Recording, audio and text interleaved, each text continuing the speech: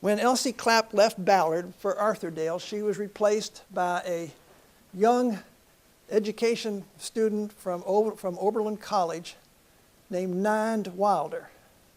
Never known anyone named Ninde. It's Ninde. And he shared her philosophy of progressive education. The reason I've taken this route is when I attended Ballard in the 1940s, Ninde Wilder was my principal, and I received a progressive grade school education. Wilder's philosophy was to make children like school. He said, if children like school, he says, I can teach them everything they need to know in the first 3 years in one year. He said the philosophy should be to teach students, not subjects. And he said that if we liked school, that was the main goal, and we did. We all love school, and I think McClure would have applauded.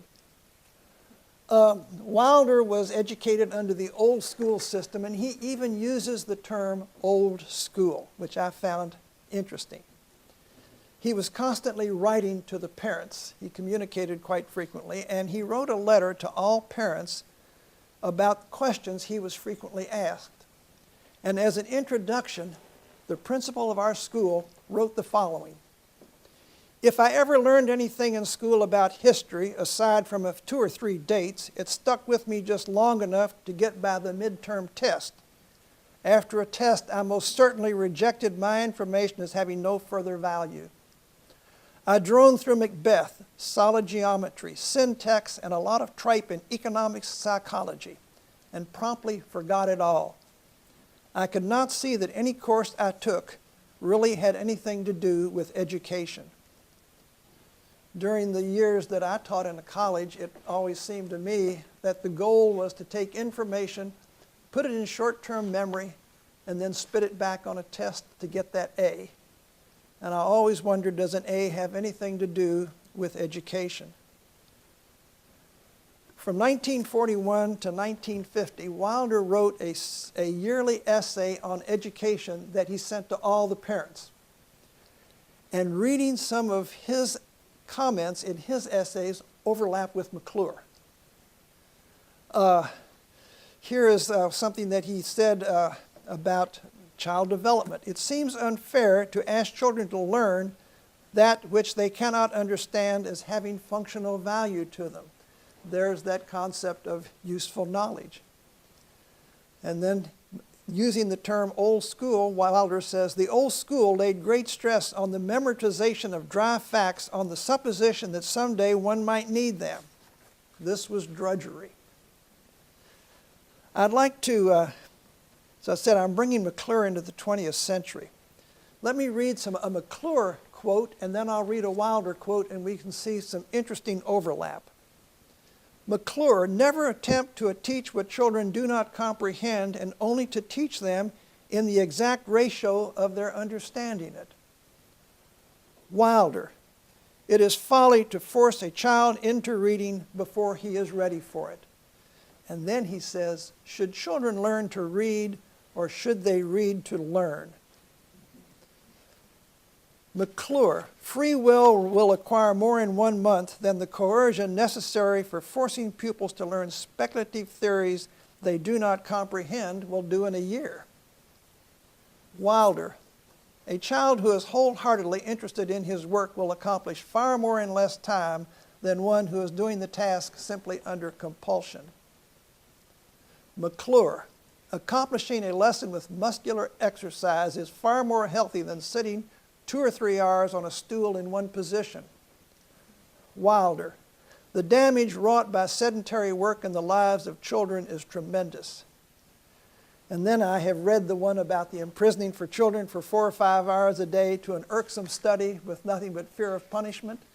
Wilder said, far too often pupils are trained in habits of working when stimulated by sordid motives, such as fear of punishment or unpleasant consequences. I remember how much fun it was going to Ballard. We all loved it. And I still know the names of all of the early explorers of the New World and what they discovered. I remember Ponce de Leon and the Fountain of Youth, De Soto discovering the Mississippi River, Coronado going through Kansas, Balboa discovering the Pacific Ocean. And here's how we learned those. The teacher would assign 4 or 5 of us an explorer. And then we got to go outside, sit on a nice wooded hillside, read about the explorer, and then write a little skit about what that explorer did, and then go back and perform it in front of the class. We have come a long way. Yes, we have. Hark, Balboa, what is that in the distance? You have discovered the Pacific Ocean. Thank you. And but I still remember it all. It was fun. Now, in the 6th grade, Ballard was invited by the Children's Theater of Louisville to write a production of our choosing, and we chose Robin Hood. And it was to be an operetta, and the 6th grade had to write it. And I was in the 6th grade. Most of my 6th grade was spent learning about medieval England, knights, scribes, coats of arms, minstrels, St. George and the Dragon, and reading book after book on Robin Hood and looking at photograph after photograph of cathedrals and castles. I can still identify a flying buttress. We wrote the operetta during class time and then stayed after school rehearsing the songs. We were learning history, architecture, spelling, writing, music, and yes, we did have math as well. The cast of the production was the 6th through the 8th grade, and we gave I don't know how many performances in one of the large auditoriums in Louisville. Our playground was a large mowed pasture on the floodplain of the Ohio River. And in the 7th grade, to get an idea of the size of the solar system, we decided to lay it out on the playground. So we calculated the distance of the planets from the sun and converted miles into fractions of an inch. And then we tried to get things for the relative size of the planets. And I remember even using an air rifle BB, we couldn't find anything large enough for the sun.